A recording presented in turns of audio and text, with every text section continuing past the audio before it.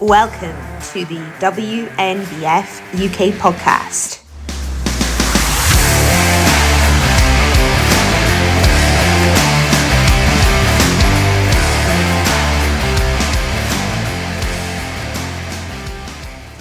Hello and welcome back to season 3 of the WNBF UK podcast with me, Sarah Glanville, as your host. We're back for episode 3 and today I am co-hosting alongside WNBF UK President Stephanie Noble. Hey Steph, welcome back to the pod. Hi Sarah, thanks for having us back on. For today's episode, we have two very special guests joining us. Our lead WNBF officials, Vice President and Secretary, Bob Bell and Tina Smith. Thank you both so much for joining us. How are you? We're good. Yeah, thanks for having us, you guys. We appreciate the platform. Yes, it's so great to have you on. It's a real honor, and I'm sure that the listeners are going to get so much from hearing from the guys at the top of the federation and the vision behind the whole global organization. So to get us started today, could you give us a brief history of the WNBF? Not many of us know the whole story from the start, and it would be great to hear it from you both. I'm happy to take that one. It was initiated in 1989, and the former owner was from Hong Kong, and he owned several publishing companies, and he was based in New York City, and he was really strong on the drug testing. So that was the backbone of the WNBF since the beginning. All athletes were thoroughly tested, polygraph tested, and urinalysis tested.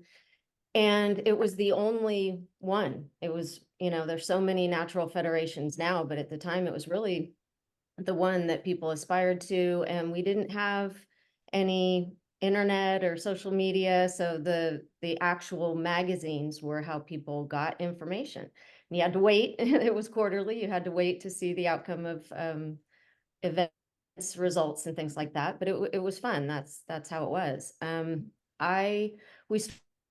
We were athletes in high school and college, and then I competed first and won a pro card in '97. He was a football player, so the concept of shaving and wearing the posing trunks didn't go very well. Not even a thought at first. Yeah. Not even a thought. And we competed in untested, but there was only bodybuilding too, you guys. So there was no bikini or anything. I was a bodybuilder. I'm under 100 pounds on stage, so there was no way that we could compete with non-tested athletes, enhanced. And so we found our home pretty quickly in our bodybuilding with the WNBF. And at the time, there was probably 5 affiliates, Italy, the UK, there was probably 5 international affiliates. And all of the events were in New York, and we live in California. So it was hard to travel. We were the first husband and wife professional athletes with the WNBF. We competed together in 2001 in New York, and actually that was the 9/11 weekend, so we drove home. That's a whole nother 3,000 podcast. miles. Yeah.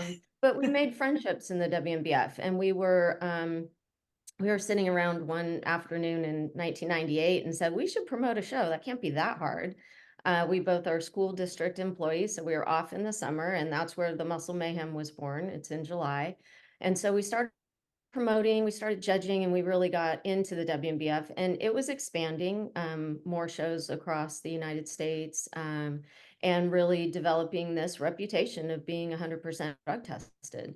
The amateur division was originally the NGA, which still exists, and the former presidents of both federations got into a fight, and so they split, and we were a few pros that were promoters as well. So we obviously stayed with the WNBF and competed there for a while, and then needed to start our family. And we actually promoted for another federation for a period of time. And then when our twins were young, and then Nancy Andrews, who I'd been in contact with forever because we competed together in the 90s, she called me one day and said, do you want to buy the WNBF with me? And I said, yeah.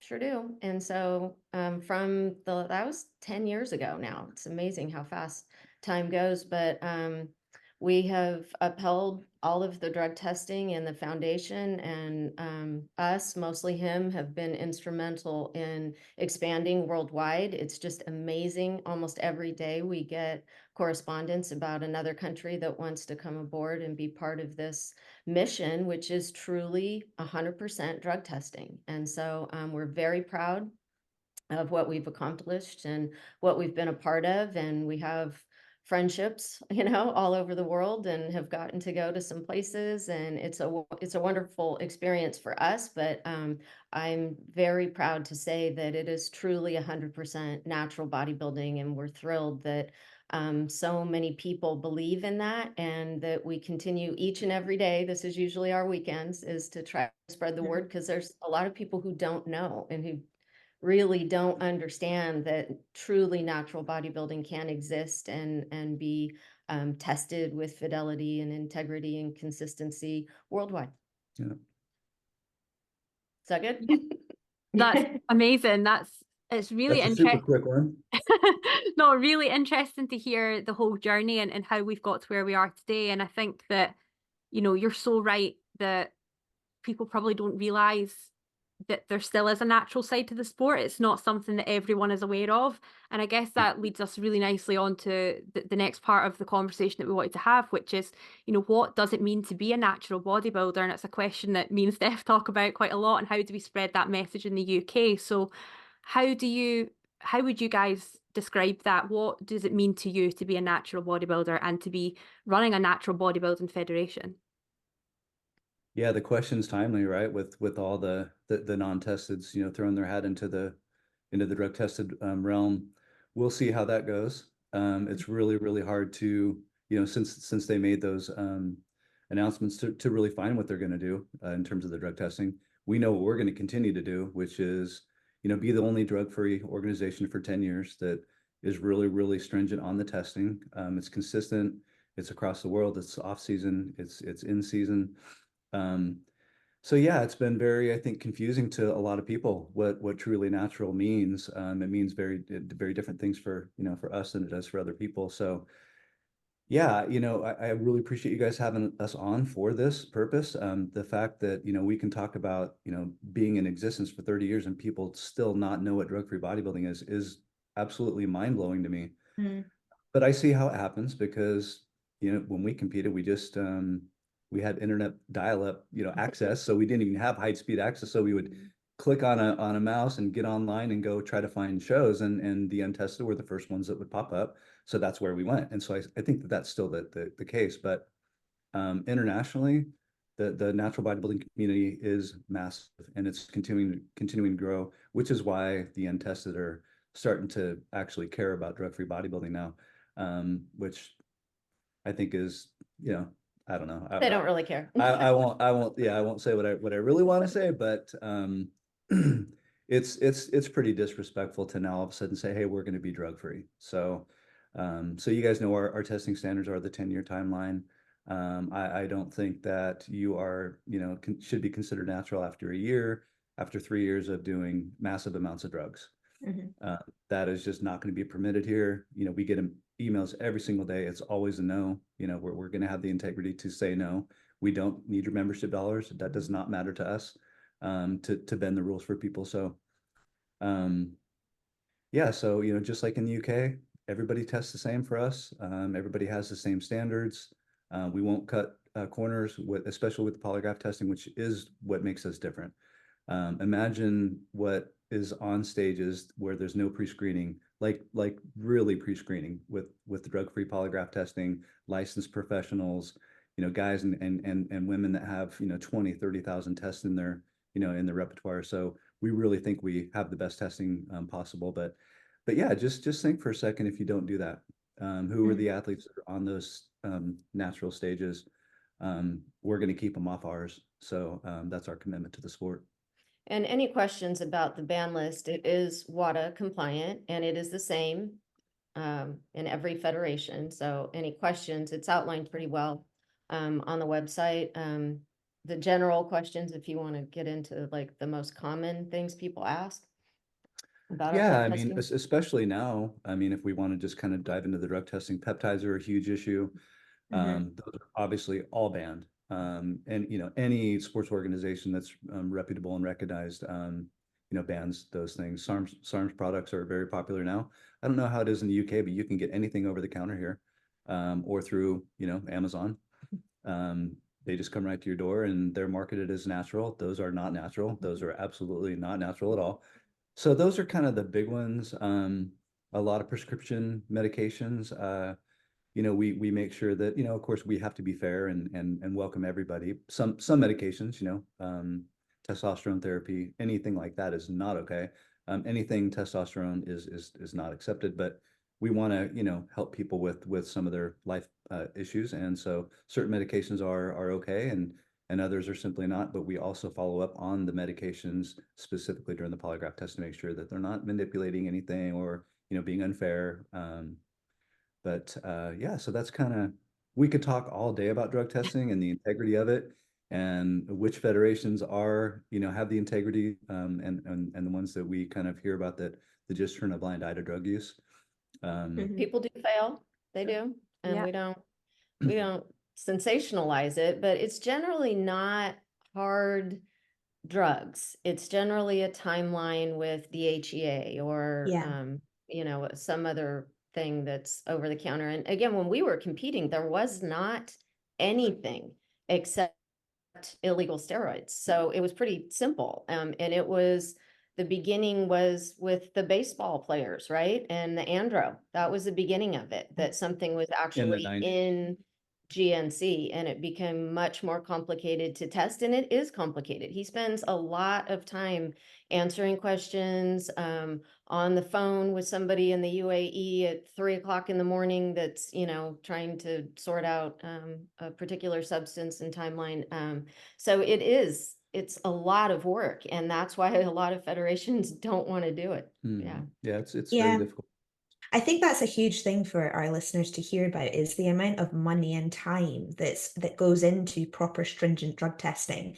That, you know, there is so much that goes into it, and a lot of questions we get, you know, well, why is the membership so high, or why do we have these costs involved? And we break it down to explain to them, you know, how much one urine sample to send off to a laboratory costs, and why it's really important for us to make sure that we are doing this properly, that we have a structure in place for memberships and, you know, entry fees to cover the importance of the drug testing. And that's huge for us. And I think it's important for them to hear that the time that we spend doing it is massive. And it's not just a on the day you do this and then, you know, it's done forever. This is an ongoing process behind closed doors every day. And we're thinking about it from the out of season drug testing as well, which I don't think a lot of athletes know about. Perhaps you can touch on that out of season drug testing as well.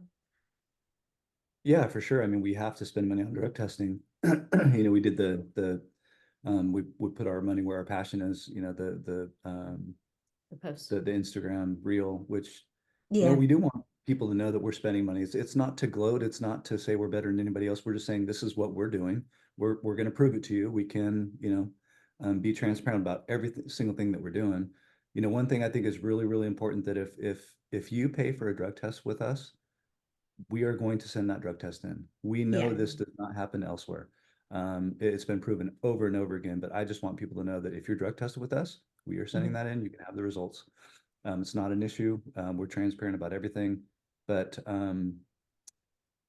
it's really important to us that we continue to, you know, kind of hammer and harp on the drug testing and the integrity of it. So, you know, Worlds, she knows the number behind Worlds and what the drug testing is there. It's a massive undertaking, and lots of drug testing. But We do off season as well. We caught someone here a couple of years ago, just showed up at his gym, and he wasn't natural anymore. And admit it to me, yeah. everything was on the up and up. We had a good conversation. He was talking about where he's going to compete with us, and, you know, when he's going to compete, and the results come back, and I was shocked that someone can't just admit that they're moving on, and they want to lie about it and try to compete drug free. I don't think this happens all the time. You know, there's a lot of narcissistic people in this sport. Let's just say it. It's true. And there's a lot of people that don't have the integrity, and you know, that's why you have to off-season drug test. You know, we'll prove it all the time. We have some upcoming surprise blood testing for just specifically for growth hormone, because everybody, you know, likes to gloat about, oh, you're not testing for that. Well, we are. We're just not telling you when we're doing it. So that's, you know, encouraging. It's just very expensive, and that's why most people don't want to do it. But, you know, we could easily pocket the money for the federation or do whatever else we want with that. But, you know, we want to make sure we're testing with integrity on the off season. Most people are proud of it. They hold up their results and post it, and you know, they want to be proud of it. Absolutely. Yeah, we had a lot of that at our most recent Supernaturals. You know, people really proud to show their polygraph, you know, that what they went through, the process of that, and you know, showing their drug test results when they have been given them, and talking about it between their peers. We had a lot more of our athletes openly discuss the drug testing process, which I think is awesome, because if it's visible and you can see it, it's there, the athletes understand it, and they can actually, you know, really understand what being a natural athlete means all round. I think that's from our side, we're trying to educate our UK audience that are coming into the sport, a lot of first timers, a lot of novice athletes who want to do this and want to start naturally and want to be on a fair level playing field, but they still don't know a lot about what it actually means to be a natural athlete and the journey that they can go on once they start with us in, you know, WNBF UK. Here's your pathway to the WNBF Worlds, and once you become a member and you're actually part of our you know, community, you can go and compete in this incredible international circuit with, you know, for us in Europe, multiple organizations that you can go and enjoy the federation and what the federation has to offer as a much larger organization. I don't think a lot of young people realize what could actually open doors with just standing for the first time on a WNBF stage. Yeah. So for all the athletes that are watching, if you're not currently competing with WNBF UK, have pro events coming up in the UK and in other countries in Europe. So we're growing a lot there, and it's great for us to put, you know, more pro shows there. We want to kind of try to space them out as much as we possibly can, so that you have multiple opportunities to compete before you come to Worlds. You can go win prize money. Everyone offers, you know, a respectable amount of prize money at all of our shows. But so that'll be exciting to see, you know, how all of those events, you know, turn out this year. It'll be great for you guys. I kind of wanted to give the UK a plug, because you know, since you guys have been on board, you know, we have our minimum standards of drug testing, which are higher than everybody else's. But then what you guys have done with all of the extra urine testing, some of the off-season stuff you guys have done, it's really more testing than any of our former affiliates in the UK. So that brings a lot of integrity to us. We appreciate it. And I just wanted to identify that, you know, in person, so that everybody knows that we're doing our best to drug test the most, you know, athletes that we can. I was just going to go back to the path, what you asked. Having your novice first time event is super important. It's amazing. And people see the posters and there's always winners on them, the pros, you know, and I hope people aspire to get there, but natural bodybuilding can be for anyone. You know, it's important that there are first timers. And I remember my first show, I was terrified. And then I realized backstage that everybody was just a person that went to the gym, just like me. And so educating people, we work in a school district. We've spent a lot of time with high school football teams and PE classes and trying to get them to understand that, yes, you can be muscular. It's going to take some time, you know, especially the natural route.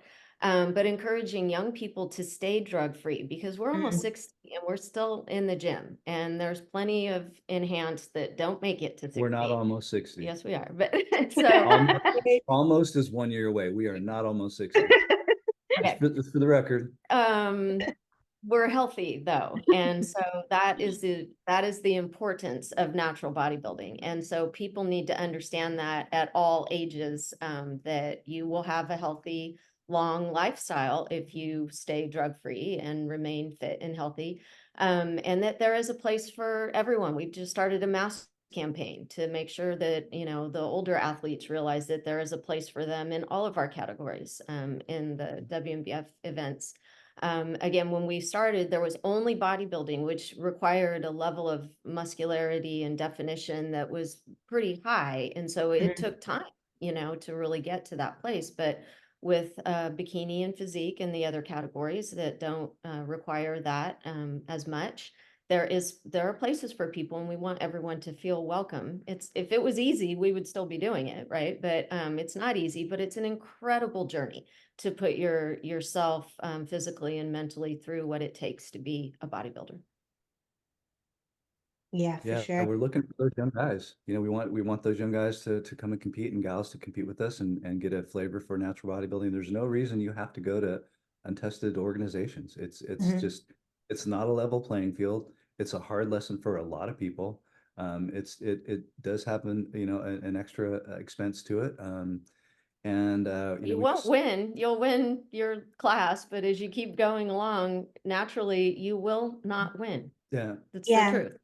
And we're not trying to, you know, I think sometimes people get upset when we talk like this, Yeah. but it's I'm not speaking negatively on the organization that's not testing. I'm just saying that if we don't try to convey this information to people, no matter how it's received or no matter how we present it, we have to just tell people, like, we have some experience in the game. We've been around for a while. You know, we've been on those untested stages. And we really just stopped doing it.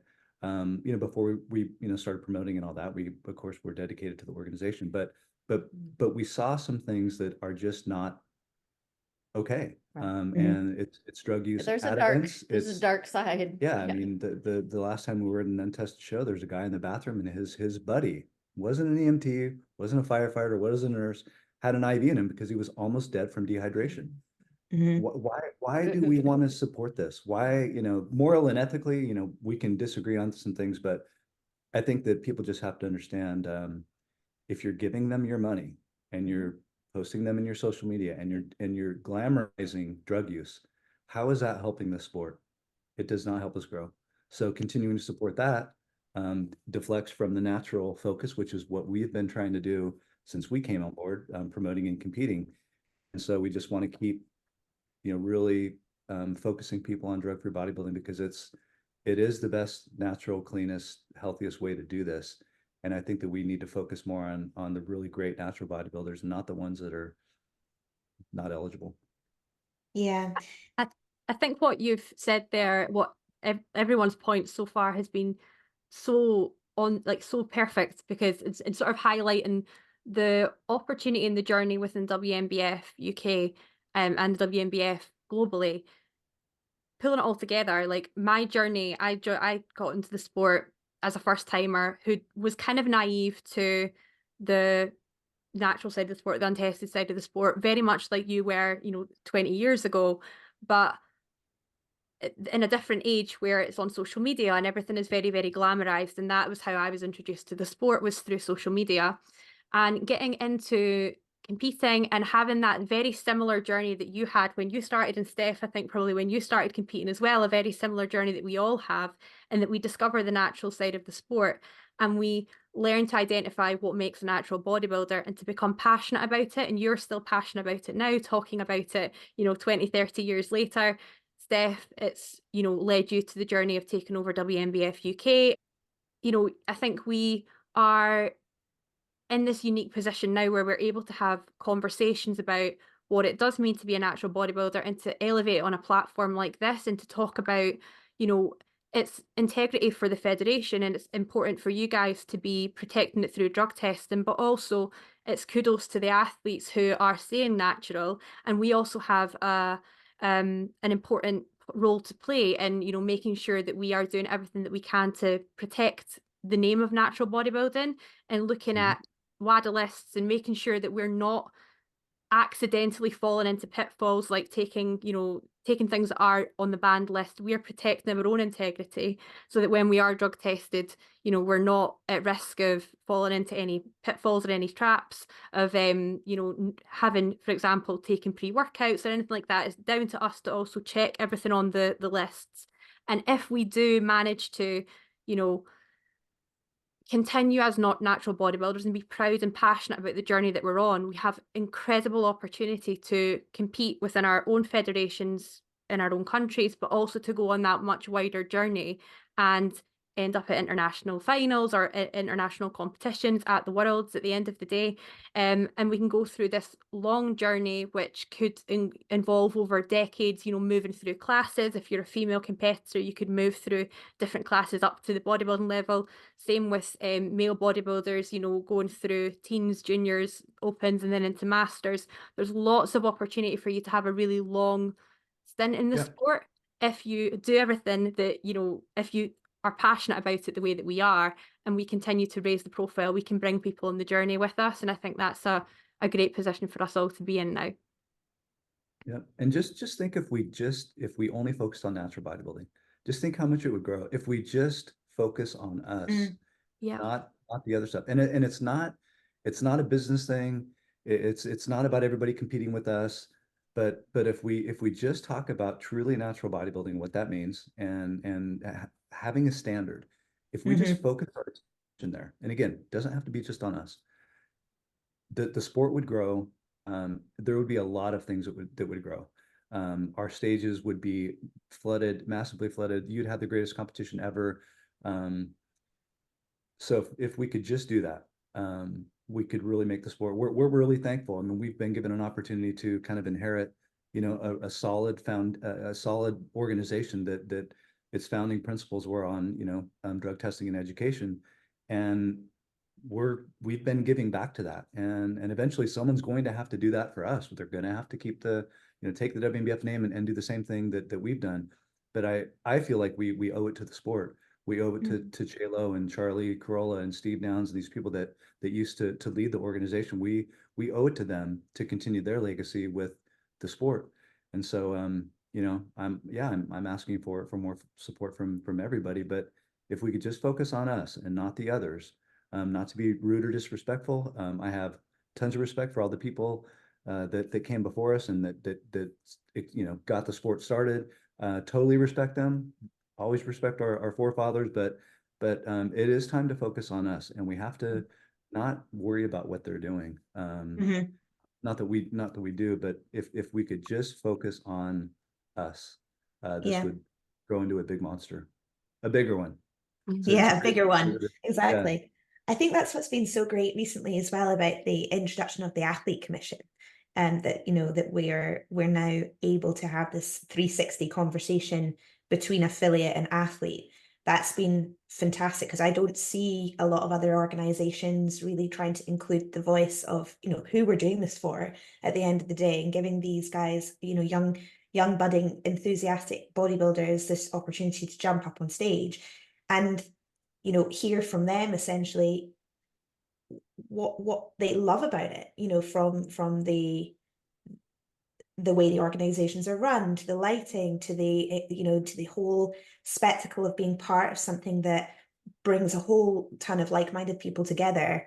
And yeah, really being able to celebrate what they're part of, I think, is huge. And the athletes that are now being able to have that voice, I just think makes WNBF even stronger. It just builds us into this full working machine, you know, where we know exactly what we're doing as organization leads and federation presidents or affiliates to provide these opportunities, but they're also giving back into the organizations and saying, hey, look, this is the kind of thing that we love that you're doing, and do more of it. And so I think that's been a really, really good thing, and something that's a feather in our cap as an organization.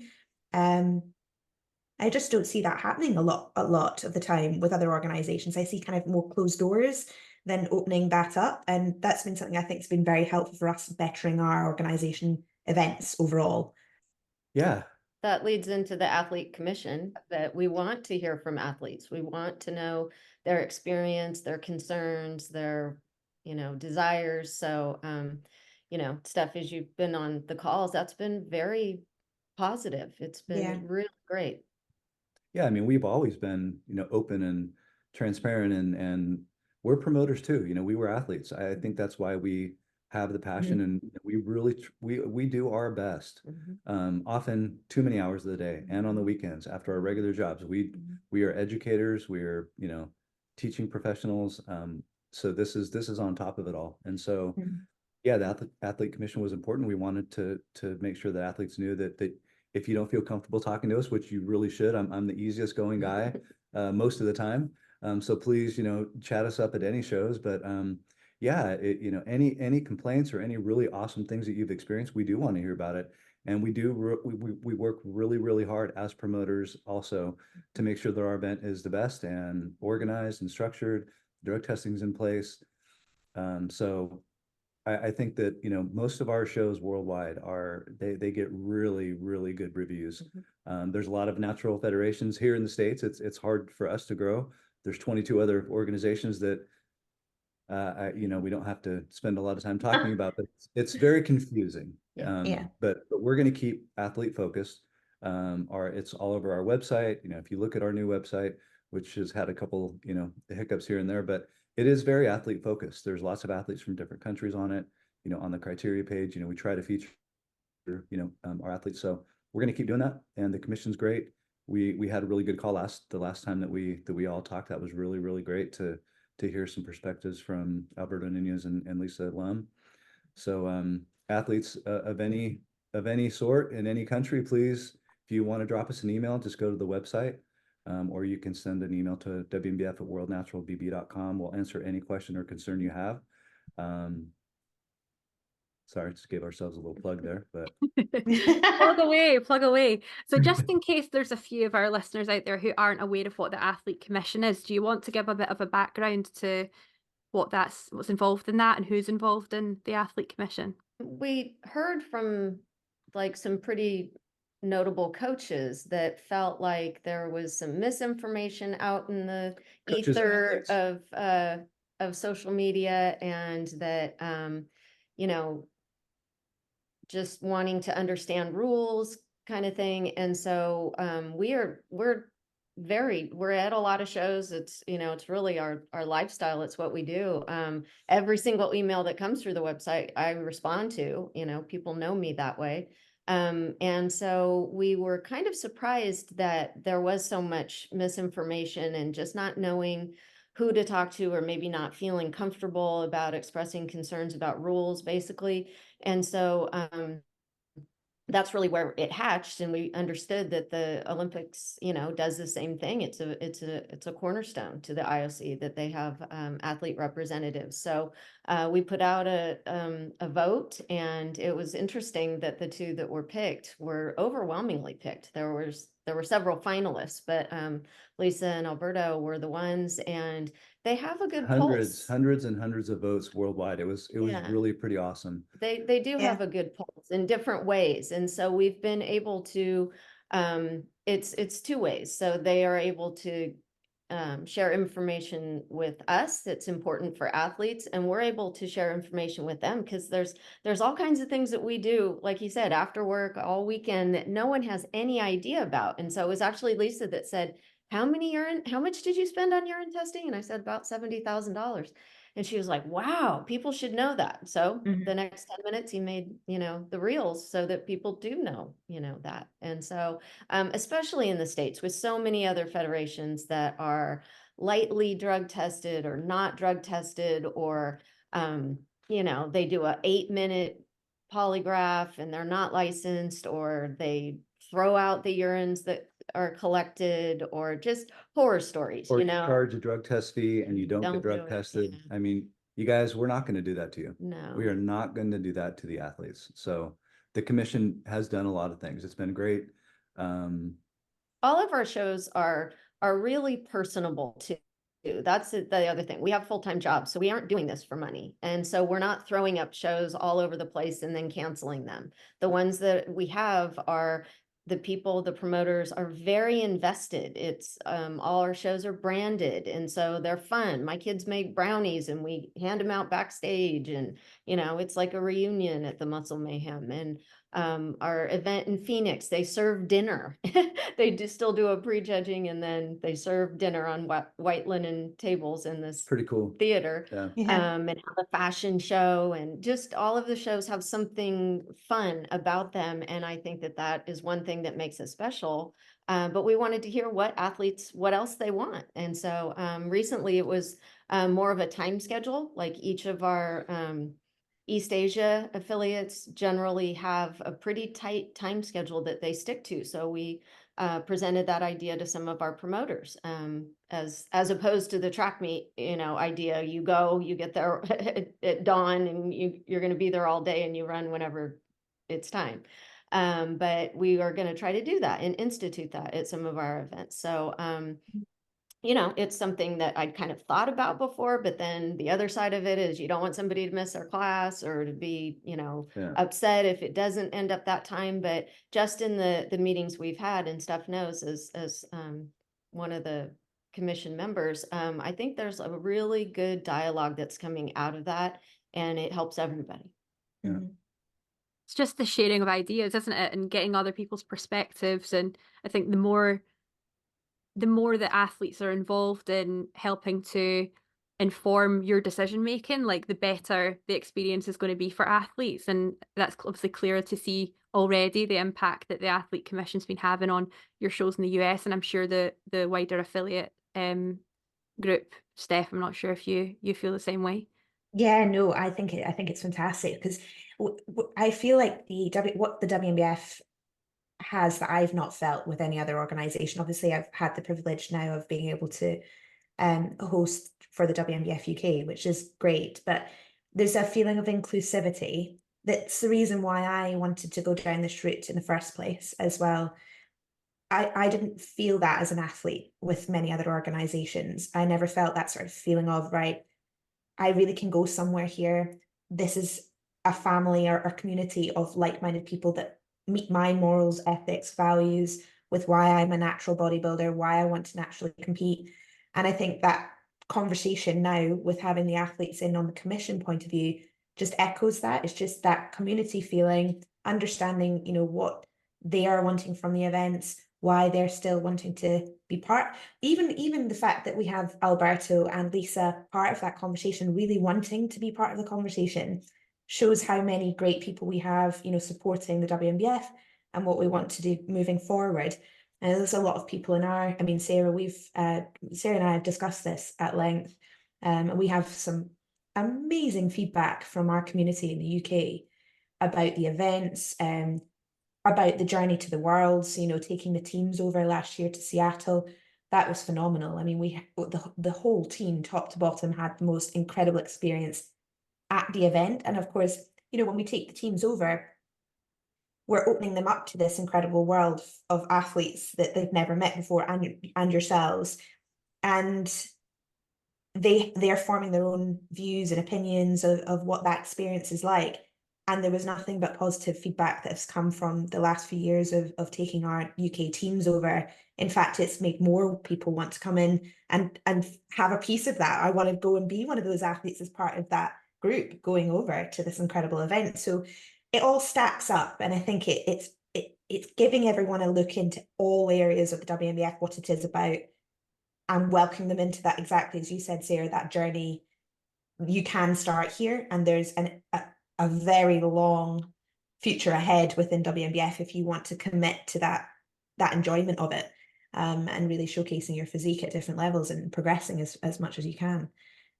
So yeah, I love the Athlete Commission. I think it's a great idea. I think it's fantastic for us all, really. Yeah, we've also we've really the pandemic was tough for our sport. Yeah, it was. And it's still, there's some residual, I think, here in the States, with women specifically. I don't know exactly what happened, but maybe when gyms closed, they didn't go back.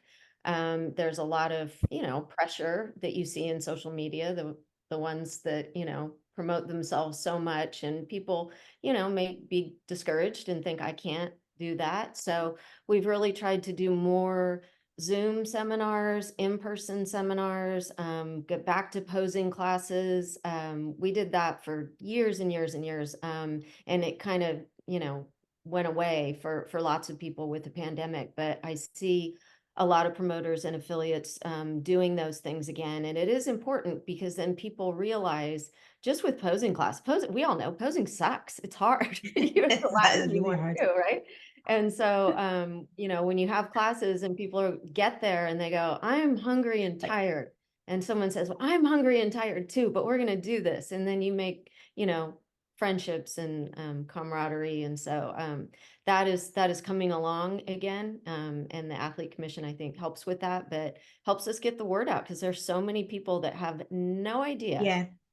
natural bodybuilding exists, and they are in a CrossFit gym or they are playing basketball or something, but they really have no idea. Our kids are 18 now, they're athletes, but they are kind of awake. They're in college now, but they're kind of awakening as they go to the gym at their college, that there are so many people that have absolutely No no idea. idea how to lift, what to eat, what, and so they're little, know-it-alls, just kind of Following all the from big us. daddies But and yeah, and so having a they tell us things, and it's just amazing. So that education needs to continue to happen at every level as much as we can, and working together as much as we can. Yeah, I always feel like more natural bodybuilders should really talk about it. Sometimes I kind of, it's not one of my irks, but sometimes I think, if you're a natural bodybuilder, talk about it. Be more open about it. Talk about it. Be visible. Get in your gym. Tell people what you're doing, because you don't realize actually how many people are interested in this and want to know, and where that conversation will go. And a lot of gyms, especially in the UK. I suppose this might be a worldwide thing, but there's a lot of gyms which do have a ton of bodybuilders in there. Some of those bodybuilders may not know about the assisted side of the sport, or may not know about natural bodybuilding. And I feel like just as much as that kind of side of the conversation gets spoken about in gyms, the same thing needs to be happening in terms of speaking loud and clear about natural bodybuilding, to try and make sure that, well, I suppose, give people an opportunity not to go down that route, because if they don't know there's another option, then what. Yeah. Our son was probably 11, and he said, "How do you know if Yeah. someone is natural or not?" And we were actually at FIBO, and there was the 5% natty group. And we said, that doesn't, they look like us. Yeah. And But he people said, influence. no, okay, I kind of understand the traps to here, the skins roll red. They're just obnoxiously over Yeah. muscular. And so, people don't understand that there's what enhancement takes. It takes drugs. It's bad. It's illegal. It's bad. And to characterize it any other way is just really not where we are. That's not where Yeah. we stand. And so you just have to keep talking about it. Yep. Yeah. And that's why we want our amateurs and pros involved with this at all of our shows. We tell them, hey, get involved. You don't necessarily have to promote an event, but help backstage when you're on the off Yeah. season, or for our pros, come and learn how to judge. We take that part really serious. We want to have the best judging in the sport, and how much we spend on Zoom calls and certifying people and all that stuff. So it's really important. But yeah. It's such a huge topic, isn't it? And I think the thing is I think it's something that so many of this is the stuff that our community are talking about. Going 360 back to the start of the call, but the sort of non-tested side of the sport starting to enter into natural bodybuilding has caused a lot of confusion and grey areas, and there's a lot of people talking about that. Why is that, and where does it come from, and how can you have a non-tested federation put on a natural bodybuilding show, and then anyone who qualifies for that goes into an open finals with non-tested athletes? It does not make sense. And I think that's where this huge confusion is sort of sitting there, and a lot of our natural community are actually, it's given us an opportunity to speak more about it, which is good. That's the opportunity, right? Is to talk more about natural sport, and exactly as you've said, Bob, focusing on us and why we do it well, and what our drug testing, that is the backbone of natural bodybuilding. And it will be interesting, I suppose, to see how that all pans out in the long run. It will be problematic, because it's such a juxtaposition. If you're saying these ones are natural, then obviously the other ones are not. That's how it, that's. And the integrity behind the testing, come on. Yeah. Not even straight. If you didn't care 10 years ago, why do you care today? It's just about this. Yeah. And that's not it for us. It's never been it for us. ever. Mhm. So Mhm. yeah, at least, people watching, where you're going to get a fair shake at any of their shows. 100% Yeah. tested. Yeah. 100%. I mean, anything else should not even be talked about. Just let them do their thing. As long as you know what you're getting into, go ahead and compete there. It's fine. But you're gonna realize that things are good here. I really Yeah. believe that. Yeah, 100%. It's fair. Yep. Moral integrity, the basis of competition, You period. can't even say that without people getting upset. Everyone gets upset about everything these days, but Go back Yeah, I mean, thousands of years, when the cavemen were, having a race. It has to be fair. It's not fun. yeah, the Yeah. first Olympic is running only. Yeah. Before that, it was probably something in, I don't know. Throwing rocks, whatever. Yeah. Yeah. The basic competition is The moral Mayans probably integrity. did something, Yeah. or they're the oldest, Yeah.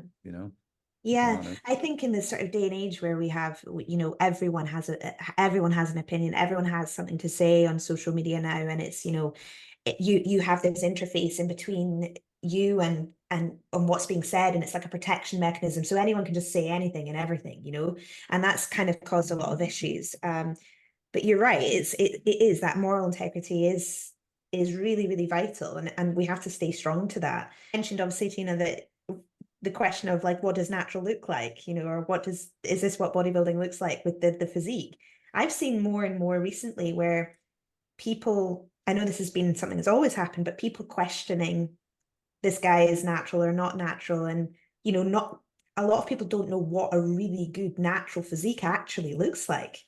And if we look at the worlds last year, in the male bodybuilding classes, well, overall, every class was phenomenal, but just even, the final lightweight, middleweight, and our heavyweight male pro bodybuilders, they could stand anywhere and people would probably point the finger and go, they can't be natural, Right.